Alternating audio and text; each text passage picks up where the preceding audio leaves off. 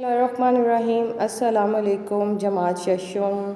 آج ہمارا 5th lecture ہے باب نمبر 1 کا، اور ہمارا آج کا ٹاپک ہے seasonals variation in the northern and southern hemisphere, یعنی شمالی اور جنوبی نصف کرے میں موسموں کا فرق.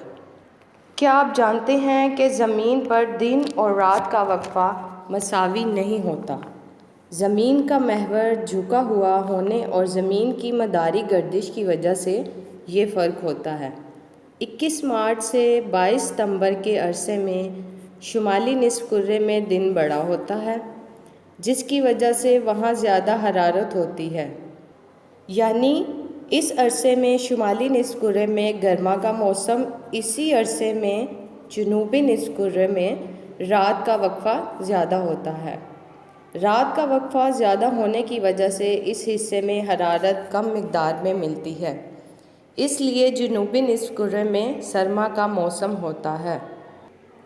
22 ستمبر سے 21 مارچ کے عرصے میں جنوبی نصف کرے میں دن بڑا ہوتا ہے، اسی لیے وہاں حرارت زیادہ ہوتی ہے. اس لیے اس عرصے میں جنوبی نصف کرے میں گرما کا موسم ہوتا ہے. اس عرصے میں شمالی نصف کرے میں رات بڑی ہوتی ہے، جس کی وجہ سے اس حصے کو حرارت کم ملتی ہے.